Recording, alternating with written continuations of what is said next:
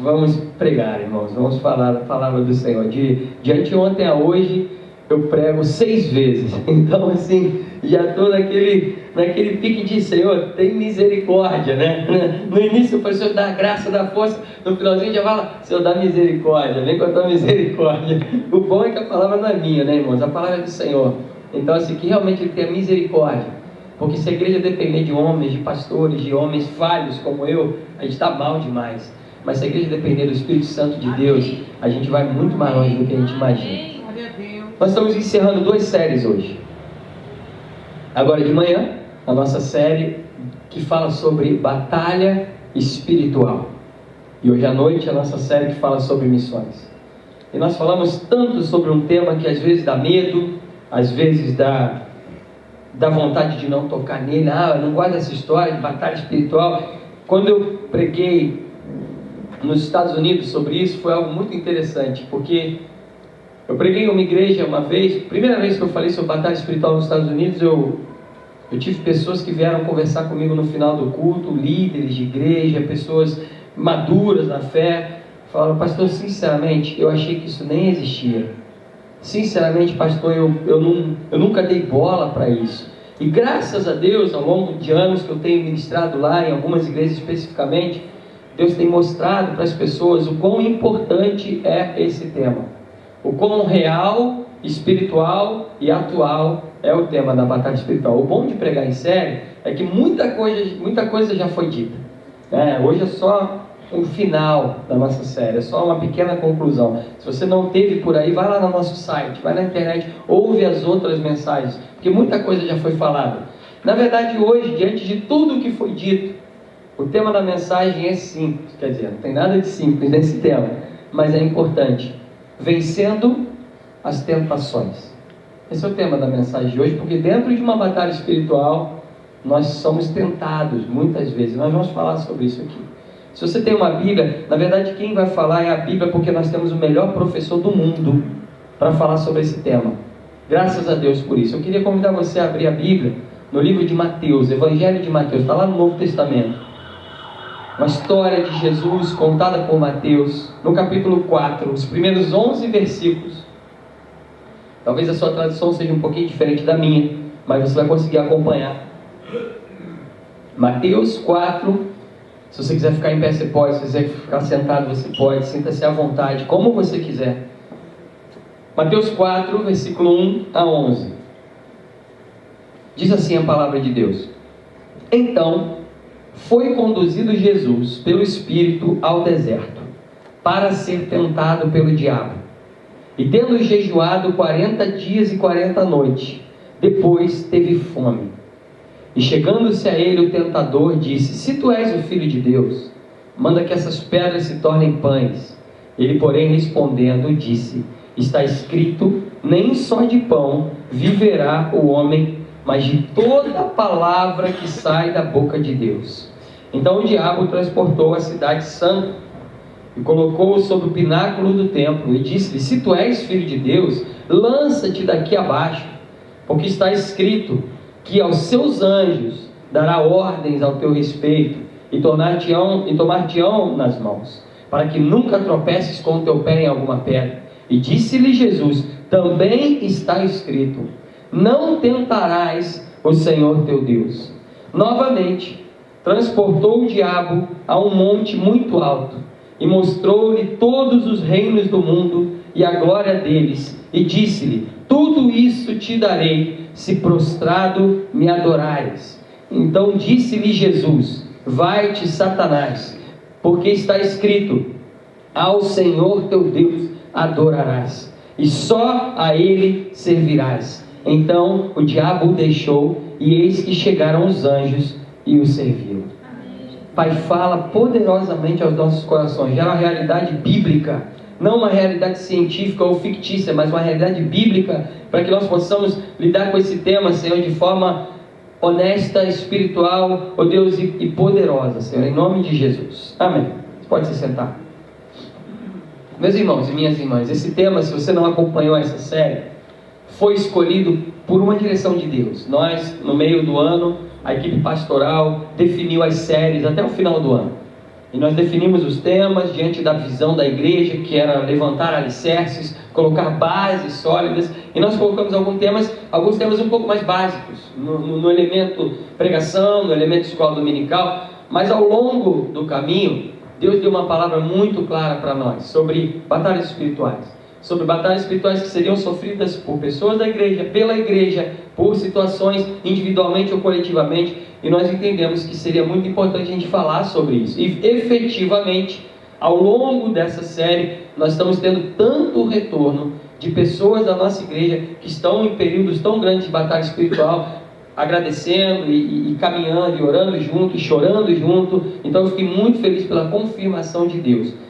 Porque quando a gente está num processo como esse, numa batalha espiritual, certamente é porque Deus tem vontade e desejo de nos levar a lugares mais profundos, mais intensos e de uma forma mais longa no reino dele, amém? E foi isso que o texto começa falando sobre isso. Na verdade, o primeiro ponto desse texto já foi falado no domingo passado por mim. É interessante, como diz o seguinte: então foi conduzido Jesus por quem? Se você está com a sua Bíblia aberta aí, pelo Espírito, ao deserto. Para quê? Para ser tentado pelo diabo. Que palavra profunda. O próprio Jesus, ele tinha acabado de ser batizado nesse momento. Jesus foi batizado, isso aí dá outra pregação. E ele tinha acabado de ser batizado e foi levado pelo Espírito, não pelo diabo, não pelas influências malignas, não, pelo Espírito, ao deserto, para ser tentado pelo diabo. O primeiro ponto é que sim, em alguns momentos das nossas vidas, Deus nos leva a lugares que não são os mais agradáveis. Sim, isso acontece. Em determinados momentos das nossas vidas, nós somos levados a viver experiências que não são as melhores. Sim, isso acontece. E não necessariamente nesses momentos nós estamos lá por causa de pecado, lá porque nós somos menos crentes, lá porque nós desobedecemos a Deus. Não. Ontem à noite eu pregava em São Paulo algo que, inclusive hoje à noite eu vou falar aqui, sobre a vida do profeta Jeremias, que por obedecer a voz de Deus, foi levado a uma situação muito complicada na sua vida. Então, em alguns momentos da nossa vida, por obedecer a voz de Deus, por estar sendo guiados por Deus, sim, nós somos levados a situações complicadas. Mas, domingo passado eu falei sobre isso. O Salmo 23, ele nos garante algo profundo, porque ele fala: ainda que eu ande pelo vale da sombra da morte, não temerei mal algum. Por quê? Porque tu estás comigo. A primeira certeza que nós temos que ter quando nós estamos vivendo uma batalha espiritual, quando nós estamos no meio de uma situação, é: Deus não nos abandona. E olha bem o que eu vou falar para você: a igreja às vezes nos abandona, a família às vezes nos abandona, o trabalho, os amigos, a opinião do senso comum às vezes nos abandona. Infelizmente, mas é verdade. Mas a primeira convicção que você precisa ter, se você não é cristão, não é cristã, você em princípio não tem nada a ver com isso, porque você nem acredita que Deus exista. Mas se você é cristão, diz que você precisa entender, acreditar e valorizar a presença de Jesus, que está contigo mesmo no vale da sombra da morte. Amém? Às vezes Jesus te leva para situações, às vezes o próprio Deus te permite viver situações. Para quê? Acontecem normalmente 3 coisas no meio de uma batalha espiritual: provas. Quem está na escola, ou na faculdade, ou no mestrado, ou então quem já passou por isso, sabe para que serve uma prova ideologicamente? Tem prova que não serve nem para a ideologia dela, né? Não serve para nada, só serve para te deixar com raiva, só serve para brigar com o professor, só serve para você sair de lá falando: pô, não é possível. Mas ideologicamente, para que serve uma prova? Para avaliação e aprovação. Para isso serve uma prova. Você faz uma prova para saber se você está apto a passar para uma nova etapa. Provas acontecem em batalha espiritual. Tribulações podem acontecer em batalhas espirituais, em momentos que Deus te coloca em situações complicadas e você está ali você está sendo testado e problemas estão acontecendo. Isso acontece no meio de batalha espiritual. E em terceiro lugar, é o que nós vamos falar especificamente hoje, tentações acontecem no meio de batalhas espirituais. As tentações podem vir. Então, a primeira convicção que você tem que ter diante de tudo o que foi falado nesse mês, não se esqueça que essa mensagem não é única. Se você ouvir só o que eu estou falando aqui hoje, vai ficar incompleto, porque tem muita coisa que já foi dita. Mas diante de tudo o que foi falado, caminhar diante de uma batalha espiritual, em determinados momentos a tentação vem. E como que a gente caminha e como que a gente vence essa tentação? Vamos lá. O que Jesus faz no deserto enquanto ele está lá? Qual é a disciplina espiritual que Jesus pratica no deserto enquanto ele está lá? Jejum. E eu queria falar rapidamente sobre jejum. É claro que a escola dominical tem falado sobre isso. Não é esse meu ponto hoje. Mas eu estava conversando com alguns jovens ontem lá em São Paulo que a gente tem banalizado o jejum. A gente tem banalizado a essência do jejum. Eu vou dar um exemplo pessoal, é mais fácil quando a gente fala da gente. Em um determinado ponto da minha vida, eu me peguei fazendo jejum de internet. Eu falei, eu vou fazer um jejum de internet, e justificando isso. Não, porque é necessário, eu preciso tirar coisas que são essenciais para mim, para poder me aproximar de Deus. Até o momento que eu parei para pensar, eu falei, quando na minha vida a internet é algo essencial para mim? Aí eu falei, peraí, eu estou fazendo um jejum, colocando como algo vital, como algo essencial, algo que nem existia quando eu nasci. Aliás, eu lembro como se fosse hoje, que se eu fosse um investidor financeiro, eu ia perder rios de dinheiro. Porque eu lembro como se fosse hoje, eu estava dentro do ônibus, entrando na Senador Vergueiro, com um amigo meu. E olha que isso tem tempo, hein, gente? Tem gente aqui que nasceu, a internet já existia. Eu estava com meu amigo dentro do ônibus, e meu amigo vira para mim, você está sabendo dessa tal de internet? Como se fosse hoje, eu lembro disso. Eu falei, eu estou sabendo, é uma história aí de, o computador vai poder comunicar, não sei o quê. E eu virei para ele e falei, liga não, isso não vai dar certo não, cara, isso aí daqui a pouco passa. Eu fico imaginando se eu fosse um investidor financeiro e alguém chegasse com um projeto para mim naquele momento ali, tá aqui, você tem a possibilidade de comprar, sei lá, vários domínios, né? Não, isso aí daqui a pouco passa. Coitado de mim, né? Eu lembrei do meu pai agora, mas são outros 500, enfim, deixa para lá. A gente, às vezes, coloca nosso jejum em coisas, meus irmãos e minhas irmãs, banais,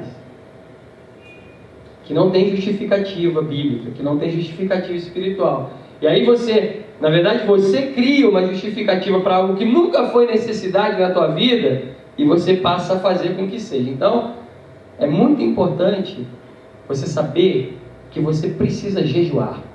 Pastor, eu nem sei o que é isso, eu nunca fiz isso, não entendo, tenho várias dúvidas. Venha conversar com a equipe pastoral, venha na escola dominical no próximo módulo, Crescer 1 e Crescer 2, se eu não me engano, fala especificamente sobre jejum. É muito importante que você entenda o que é o jejum, porque a prática do jejum é uma prática tão espiritual, é uma prática tão de Deus, é um hábito que você precisa cultivar, é um hábito que você, como homem, como mulher de Deus, precisa cultivar, não para galgar posições, ou para galgar coisas, ou para ganhar, ou para trocar com Deus. O jejum não serve para isso. O jejum serve para te aproximar de Deus. Para te aproximar de quem Ele é, de uma maneira até mais frágil, a ponto de você entender que Ele é quem Ele é. Então a primeira coisa que Jesus fez, antes mesmo da tentação chegar, foi se preparar para ela. E uma das formas muito eficazes de se preparar para uma tentação é ter um hábito de jejuar. A gente normalmente, estereotipicamente, sei lá, eu estou tão cansado que eu não sei nem como eu falo essa palavra, mas a gente tende a jejuar quando tem problemas. Esse problema é grave, merece um jejum, né? Faz assim, a família, família, vamos reunir aí, porque tá rolando um negócio, merece um jejum aí para poder resolver. Essa é a nossa tendência natural, isso acontece em todas as famílias cristãs, você pode escrever o que eu estou falando, a minha não é diferente. Até o momento que você se convence, que você vê que isso é uma grande perda de oportunidade, e você começa a praticar o hábito de jejuar. regularmente. Isso é muito importante. O jejum é extremamente necessário. Grandes homens de Deus, grandes líderes da história da igreja, a começar por Jesus, tinham práticas regulares de jejum. Eu queria desafiar você a pensar sobre isso. E se você não entende sobre isso, não entende como é que faz, o que é, venha conversar conosco. Marque gabinete na igreja, venha na escola dominical para entender o valor do jejum. Porque é muito importante que você passe a ter prática. Eu não tenho a menor condição de pastorear uma igreja se eu não entender que a prática do jejum regular precisa fazer parte da minha vida e que eu preciso abrir mão e focar em Deus para resolver coisas que, se eu for resolver pelo meu gosto, pelo meu conceito, pela minha vontade, provavelmente a resolução não será das melhores. E o jejum te ajuda a se colocar numa posição de proximidade de Deus. Não é troca, não é barganha, é proximidade de Deus. É se despir e se achegar a Deus. Então Jesus começa fazendo isso. E aí, no final do seu jejum, vem a tentação. É no final, que diz a Bíblia aí no Salmo, no Evangelho que você leu, que estando ele jejuando por 40 dias e 40 anos, teve fome. E aí veio o tentador. O tentador não veio no dia 1. O dia 1 é mole. O dia 1 é aquele que, eu estou com uma fominha, mas dá, tranquilo, vamos levando. Ele veio no dia 40. Ele veio no dia do, cara, não estou aguentando mais. Aquele cara que está fazendo exercício físico ali, que resolveu correr a meia maratona e que já viu a linha de chegada, mas está bravo de chegar até ela. Ele dá um passo, parece que ela vai para trás, em vez de vir para frente. É ali que o tentador vem. E a primeira coisa que ele fala, o tentador fala para Jesus o seguinte: se você é filho de Deus, manda que essas pedras se tornem pães. Você não está com fome? Você não tem um problema para resolver? Você não é filho de Deus? Aí, manda elas se tornarem pães. Resolve o teu problema. Como vencer as tentações biblicamente? O que Jesus responde para ele? Nem só de pão viverá o homem, mas de toda a palavra que sai da boca de Deus.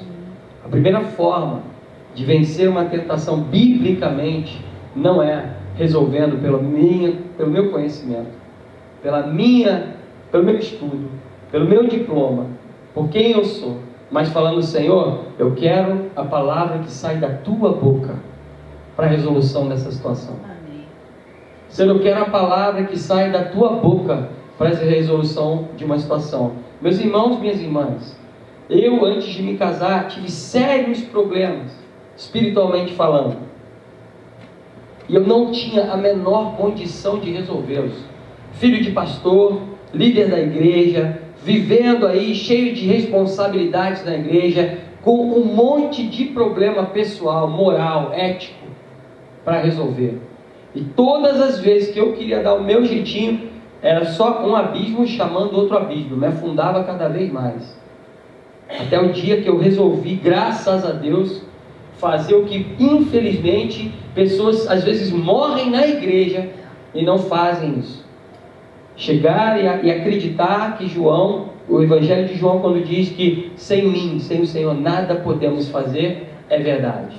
E eu falei: Senhor, sem você nada posso fazer. Está aqui, eu sou totalmente dependente desses problemas aqui, eu não consigo me livrar deles. Já tentei, ele não sai de mim. E eu preciso de você, eu preciso de uma palavra que sai da tua boca para mudar o meu caráter, para mudar quem eu sou.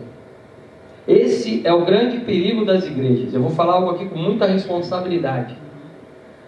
Nós estamos, por talvez falta de conhecimento bíblico e talvez preguiça de liderança, indicando pessoas aos psicólogos e psiquiatras sem necessidade.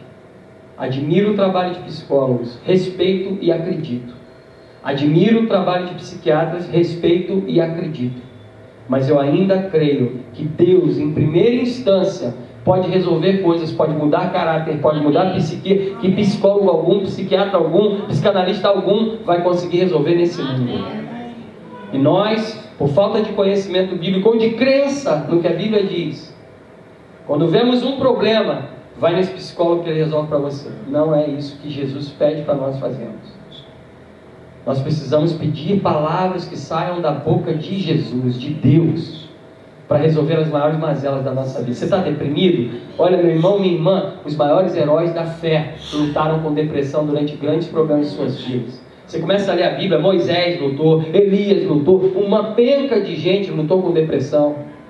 Você vai ver ao longo da história da igreja, grandes líderes, reformadores, Spurgeon, grandes homens de Deus, nas suas biografias, estavam lá lutando com depressão. E nas maiores crises ele se ajoelhava e falava: Senhor, mas a tua palavra é uma palavra de vida eterna para a minha vida, e eu ainda creio que tu tens palavra de vida eterna. E viveram o que viveram, fizeram o que fizeram, e foram grandes homens e mulheres de Deus. Não ultrapasse o sinal quando uma tentação vier à sua vida, sem que uma palavra saia da boca de Deus para você. E aí vem uma pergunta que está subentendida dentro dessa pergunta, dentro dessa afirmação. Você tem ouvido a voz de Deus? Ou ouvir a voz de Deus para você significa sentar domingo de manhã e domingo à noite, ou domingo de manhã ou domingo à noite, durante 40 minutos, para ouvir a voz de um pastor que fala em nome de Deus. Muitos evangélicos falam mal da Igreja Católica, e em muitos momentos eu discordo de muitas coisas que eles falam, e existe uma briga de evangélicos contra católicos que não é saudável espiritualmente, mas uma das coisas que os evangélicos tendem a falar tem sido reproduzida nas igrejas protestantes de hoje em dia. Ah não, essa história de que a voz do Papa é a voz de Deus, o que ele fala lá é lei, isso aí não cola comigo, nós não temos intermediário. Tá bom, vamos olhar as igrejas de hoje em dia, o que tem acontecido nas igrejas de hoje em dia. O que o pastor falou é lei, o que o pastor falou é prática, o que o pastor falou é indiscutível. E eu não estou querendo dizer que nós devemos brigar com pastores, discutir com pastores, não é isso. Mas Paulo, no livro de Atos, encontra uma igreja em Bereia, e ele fala: essa igreja era mais nobre do que as outras, porque eles ouviam a palavra com alegria e temor, e depois verificavam nas escrituras, para saber se condizia com o que ele falava.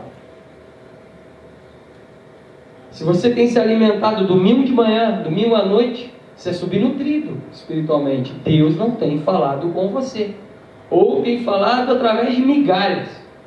Eu quero crer que do púlpito dessa igreja, da escola dominical dessa igreja, dos cultos de semana dessa igreja, Deus tem falado. Eu creio nisso, eu oro por isso. Mas se você depende da voz do Senhor nesses momentos, você é subnutrido espiritualmente. A voz de Deus precisa sair da boca dele para você, através da sua palavra, através de oração, através de devocional, através de livros que foram escritos por homens de Deus. Você começa a ouvir a voz de Deus e você começa a ter possibilidades de responder em momentos de tentação de forma espiritual. Amém? Isso é muito importante. Nós precisamos transferir para Deus a maior necessidade de nossas vidas.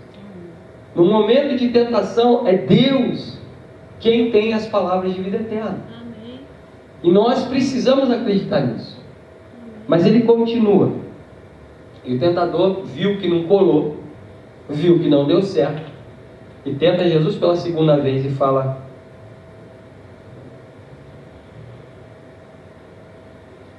se tu és filho de Deus, lança-te daqui abaixo, porque está escrito: aos teus anjos dará ordens a teu respeito. E Jesus responde: não tentarás. Também está escrito: não tentarás ao Senhor teu Deus. Meus irmãos, nós temos que entender que a autossuficiência tem nos levado a fracassar em tentações. Nós, consciente e inconscientemente, temos tentado ao Senhor nosso Deus em diversas coisas da nossa vida. O diabo bota Jesus na beira de um precipício, na beira de um penhasco. Só maluco ou suicida kamikaze pula de um penhasco. Não, hoje em dia Maluco, não deixa de ser maluco, né? O pessoal da Red Bull aí, de não sei o que, mete aquela asa. Falei, meu irmão, que coisa louca. O cara mete uma roupinha, uma asinha e pula de um penhasco e sai voando. É louco, no mínimo louco. Só esses caras que fazem isso, eu não faço. Para pular, eu gosto de cachoeira, esse negócio, mas às vezes tem aquelas pernas que vai pular, eu já dou aquela olhada assim, pô, será? Não é tão simples assim. Pô, o cara está na beira de um penhasco, aí vem o tentador e fala, pula aí, se joga aí, teus anjos, mas pede teus anjos segurarem.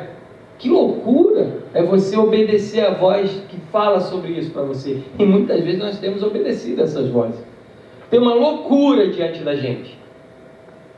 Tem uma loucura diante do nosso casamento. Deus deu uma esposa, Deus deu um marido, Deus deu uma possibilidade de vida a dois, uma possibilidade espiritual de vida, uma possibilidade de resplandecer o reino dele diante de nós. Aí vem uma loucura, que é bonita, que é bonito, que tem um papinho maneiro, que tem uma coisa legal, e é a beira do precipício. Aí você está lá e você fala, se eu der esse passo aqui é o seguinte, eu vou estourar, eu vou jogar tudo pro alto.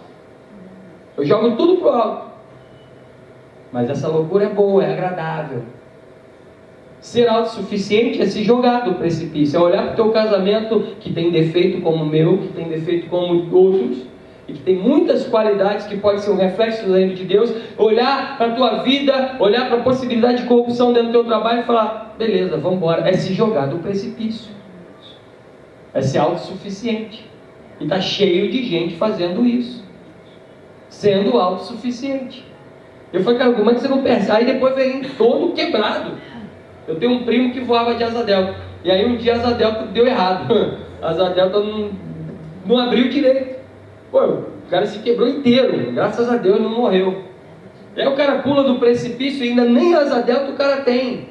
O cara se lança numa aventura, né, extraconjugal, numa aventura de corrupção no trabalho. A mulher entra numa aventura de passar os limites de uma série de coisas na sua vida. E depois vai reclamar que Deus me abandonou. Não, pô, tu tem um precipício na tua vida, tu se jogou, tu quer o quê? Você vai se machucar.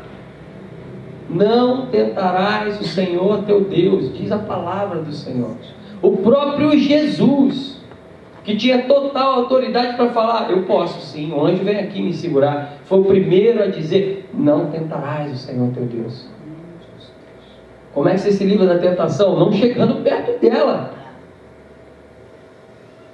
e fugindo do diabo. 1 João é muito clara quando diz, Deus é luz, nele não há trevas.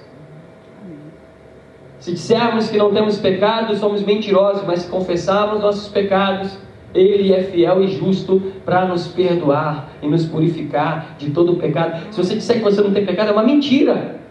Mas se você pegar a tua vida e falar, vamos botar isso na luz, porque luz não tem escuridão. Uma coisa não lida com a outra. Vamos botar na luz. Tentação você tem, eu tenho, de diversas formas na sua vida, na minha vida. Pequena, média e grande. Todo mundo tem. Perto demais delas. E ser autossuficiente ao ponto de ser estupidamente infantil. E aí se tacar do precipício. Vocês estão entendendo a profundidade disso? O próprio Jesus chega para Satanás no momento de batalha espiritual e fala, não é comigo. Eu não vou tentar o Senhor, meu Deus. Não preciso disso. Para ter uma vida extremamente feliz, eu não preciso. Não tente o Senhor teu Deus. E aí o diabo apela, vai para a última, vambora, vou tentar a última coisa aqui, já quebrei a perna de um, já tentei expulsar o outro, já vou perder de WO, mas ou então eu faço alguma baderna aqui. A Bíblia nos dá essa premissa, essa responsabilidade espiritual, mas eu tenho muito medo de fazer esse tipo de coisa no evangelho de hoje, sem explicar direito o que a gente está fazendo, porque tem um monte de gente que está vivendo isso, vindo aqui, como vai no centro espírita tomar um passe. Eu vou tomar um passe ali, o pastor. Teve gente já me pedindo, pastor, posso levar um óleo ungido para casa? Pastor, me dá um óleo ungido para levar na casa da minha irmã. Você não entendeu nada. Claro que eu não falei assim, meus irmãos, porque isso é muito sério. Eu falei, vamos sentar aqui para te explicar o que é aquilo ali. Aquilo ali é um óleo normal, como que tem na tua casa. Aquele ali é até mais cheirosinho, você nem compra. Ele tem um cheirinho gostoso. Talvez eu goste, de repente você não gosta, né? Mas ele tem um cheirinho mais gostosinho.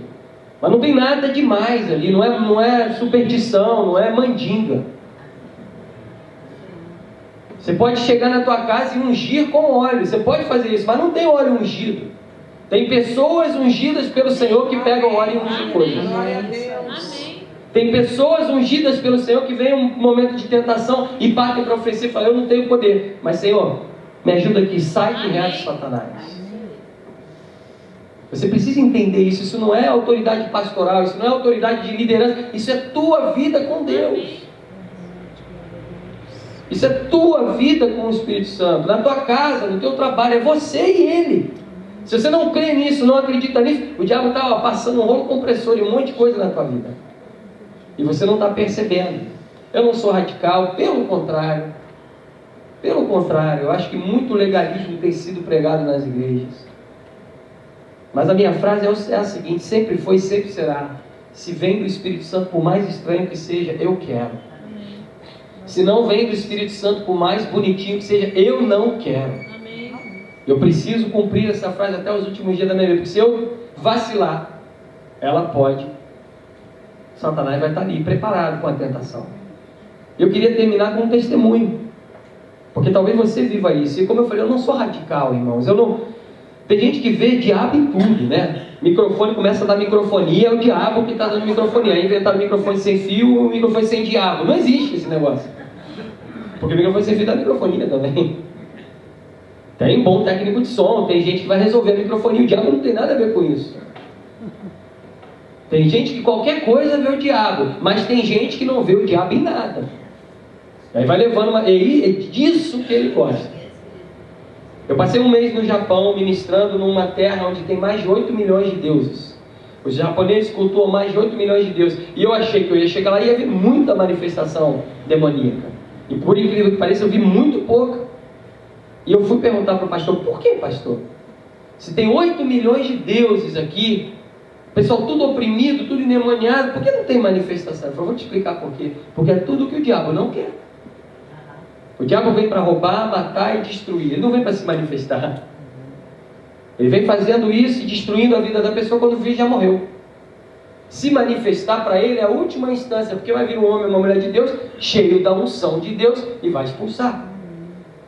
É tudo que ele não quer na tua vida. Ele quer te oprimir, devagarzinho. Então, eu quero falar uma coisa para você, porque esse é o fim dessa série. Para você orar, não existe legalismo nessa igreja. Por isso, você precisa ter uma vida consciente com Deus. Porque o Espírito Santo é o primeiro interessado em mostrar para a tua vida o que vem dele e o que não vem. Mais do que eu, mais do que essa igreja. O Espírito Santo é o primeiro interessado a te dar uma vida adorável, feliz.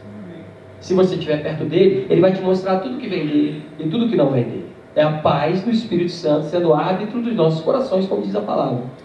Eu queria uma luminária para minha casa.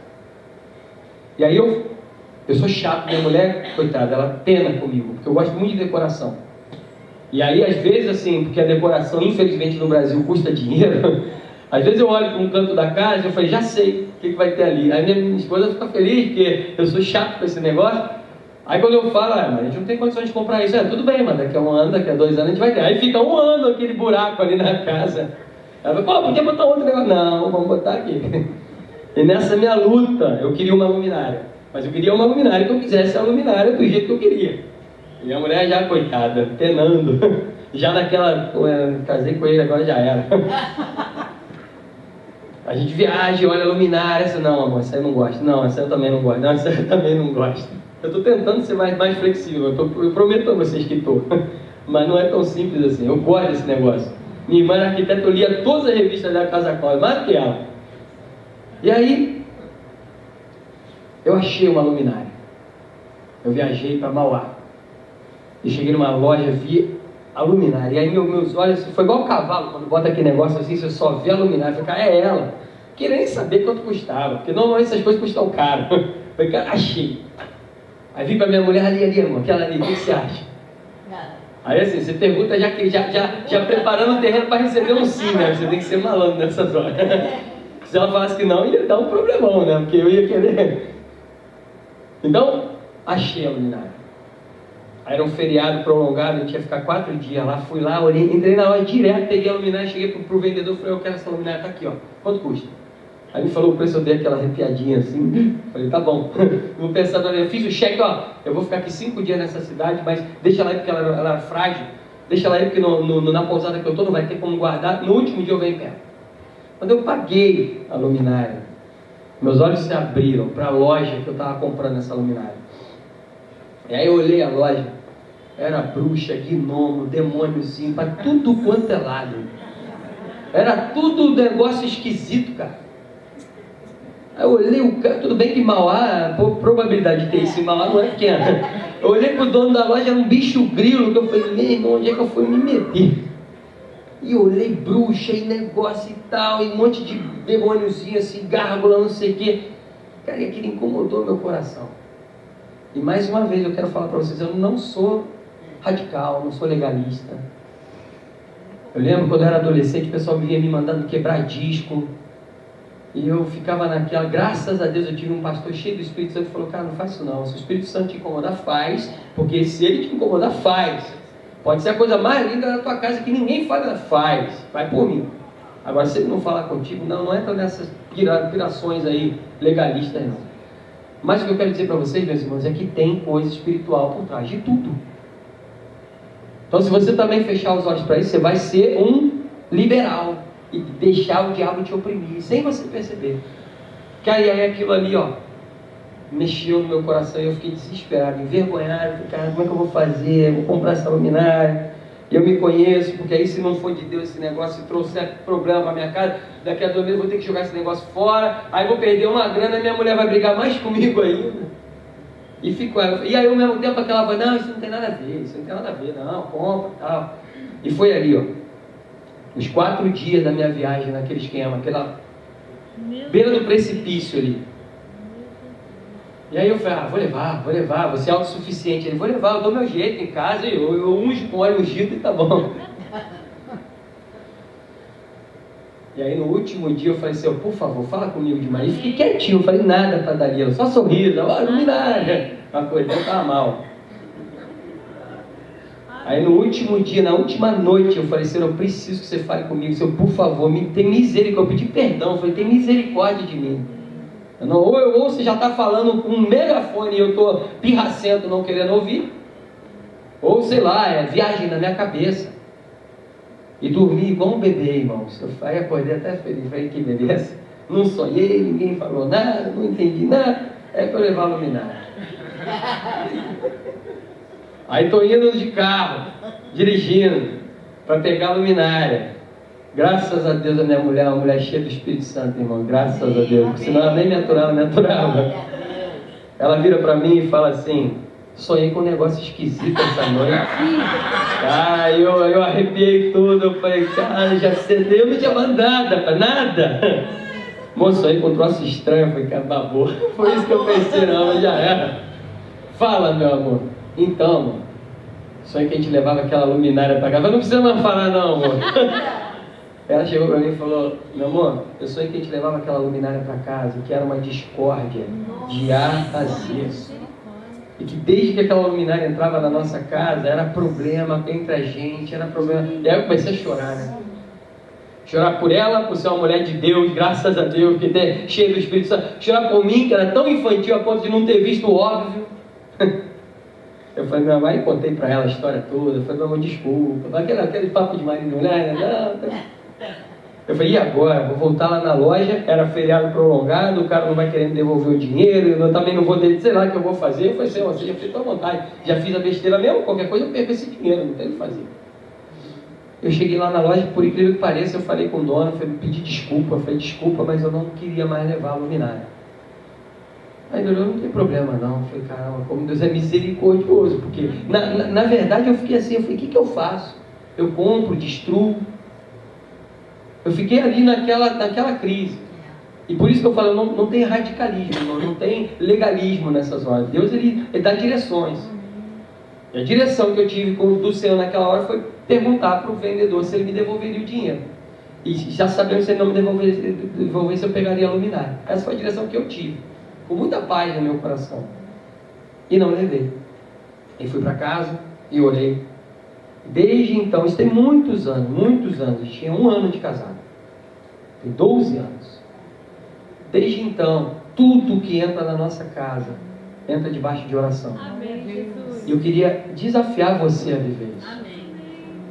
Você não precisa ser radical, você não precisa ser legalista, você não precisa ser olhinho fechado. Você que acompanha essa igreja sabe o quanto eu não sou radical. Mas você precisa entender que o Espírito Santo tem projetos para a tua vida. E que existem batalhas espirituais em todas as áreas da tua vida. Nas decisões, no consumo, na roupa, no comprar, no não comprar, nos objetos, em tudo. Em tudo.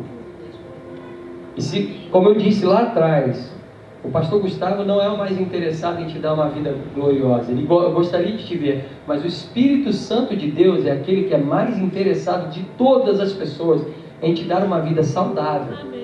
E se você tiver uma comunicação com Ele, como nesse momento a minha esposa teve, melhor ainda.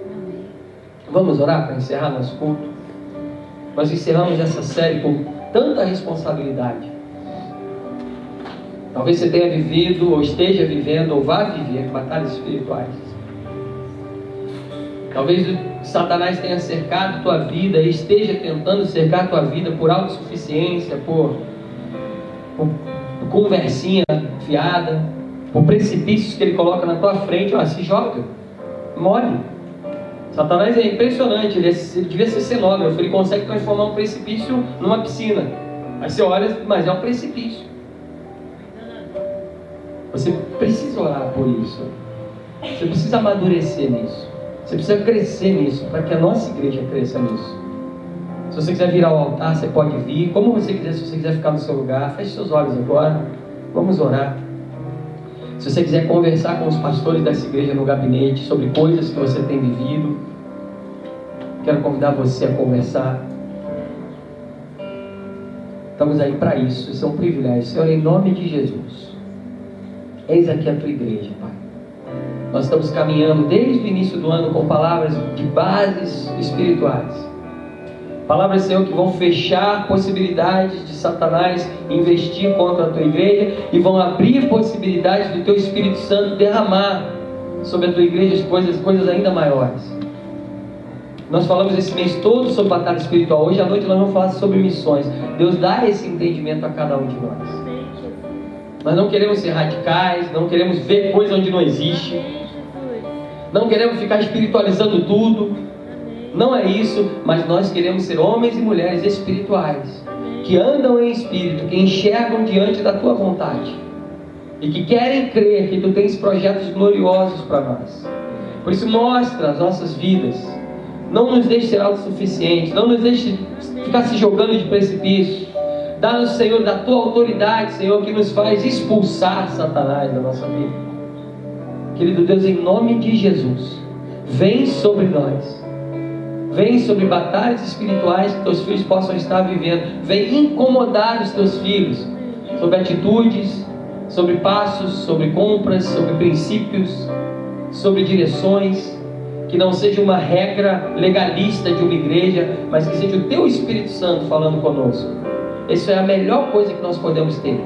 É a tua voz inconfundível, a palavra que sai da tua boca, vindo até nós. Ajuda-nos em nome de Jesus. Amém e amém.